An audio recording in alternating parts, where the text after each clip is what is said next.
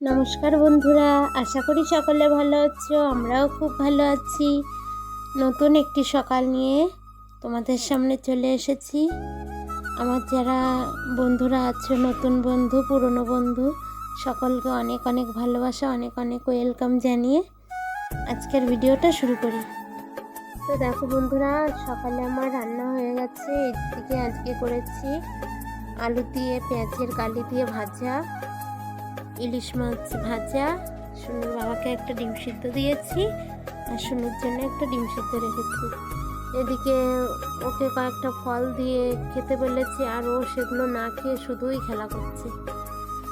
আর রান্না করেছিলাম খয়রা মাছ দিয়ে কাঁচকলার তরকারি। 2 মিনিট হয়তো লাগবে ওর এই ফল কটা খেতে। সেই ফল খেতে আধা ঘন্টা লাগিয়ে দেয়।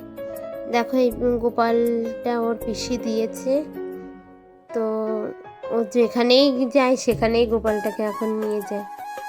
তো দেখো সুনুকে স্কুলে পাঠিয়ে যে প্রতিদিনের মতো চলে এসেছি জামা কাপড় ধুতে।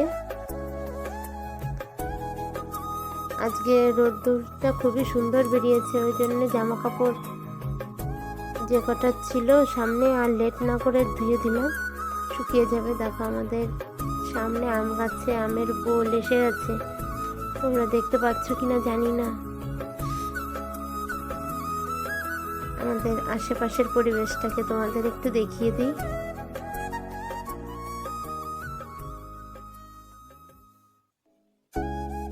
এই যে বট গাছ দেখছো, এইখানে প্রতি বছরই আমাদের ওই কালী পুজো হয়। দুর্গা পুজো আমাদের গ্রামে হয় না, পাড়ায় হয় না, ওই পাশের পাড়ায় মানে পূর্ব পাড়ায় হয়। আমাদের এটা মধ্যপাড়া, কিন্তু এখানে কালী পুজোটা প্রতি বছরই হয়। দেখো এই বড়েগুলো নিচেই শুকাচ্ছিলই না, রোদ্দুরই ঠিক মতো পায় না, তা শুকাবে কিভাবে। ওই জন্য আজকে আমি এই ছাদের উপর এনে রেখেছি যাতে তাড়াতাড়ি শুকিয়ে যায়। রোদ্দুরও থাকে অনেকক্ষণ ছাদের উপর, ওই জন্য ছাদের উপর নিয়ে গিয়ে রাখলাম। দিনের মধ্যে কতবার যে হাঁসগুলো খেতে আসে, খাবার দিলে অল্প একটু খাবে, খেয়ে আবার চলে যায়। পেট ভরে কোনো সময় খায় না। পেট ভরে খাবার খায় না বলে বারবার খিদে পেয়ে যায় আর বারবার ফিরে আসে।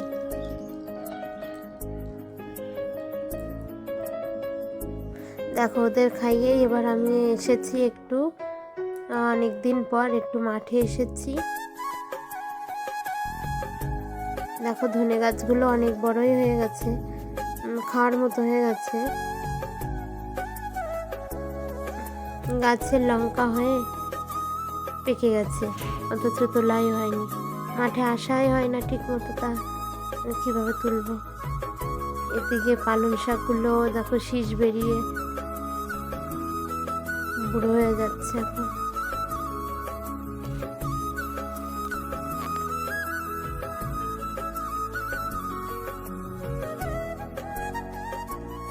বাজার থেকে কেনা সবজি আর বাড়ির সবজি মাঠ থেকে তুলে এনে সেটা খাওয়া একটা আনন্দই আলাদা।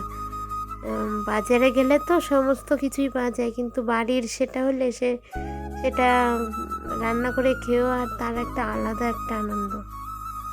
দেখো আমাদের মাঠের আশপাশটা তোমাদের একটু দেখিয়ে দিই। আমাদের কলা গাছে মোচা এসে গেছে, আর কয়েকদিন পর হয়তো কয়েক মাস, 2 মাস হয়তো লাগবে, তারপর কলা হবে। ওইটা কাঁচকলার মোচা। এদিকে দেখো আমাদের পুকুরে 3 পাড়ে 3টে খেজুর গাছও রেখেছি, গাছগুলোকে মারিনি। শীতকালে ঠান্ডার সময় রসই পাওয়া যায় না, ওই জন্যে গাছগুলোকে মারিনি। যেদিন হোক বড় হবে, রস হলে ভালো। তারপরে দেখো চলে এসেছি টমেটো তুলতে।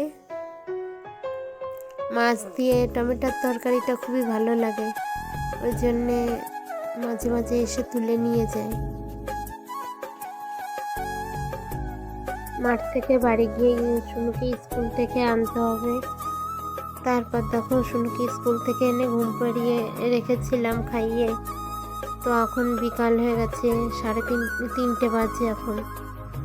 তো একটু পরেই সবাই বাচ্চা যারা পড়তে আসবে, ওই জন্য দেখো শুনুকেও ঘুম থেকে টেনে তুলছি।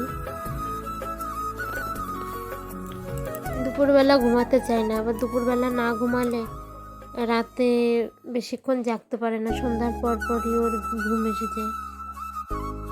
সেই জন্য চেষ্টা করি যে ওকে তাড়াতাড়ি স্কুল থেকে এনে দুটো খাইয়েই ওকে ঘুম পাড়িয়ে দেবার।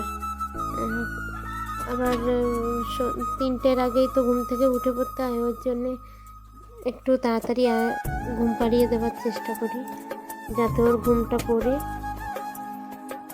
তো দেখো যে জামা কাপড়গুলো ধুয়ে দিয়েছিলাম সেই জামা কাপড়গুলো ভাঁজ করে নিচ্ছি। সারাদিনে কাজের যেন একটার পর একটা রুটিন লেগেই থাকে, 2 মিনিট ঠান্ডাভাবে বসারই সময় হয় না।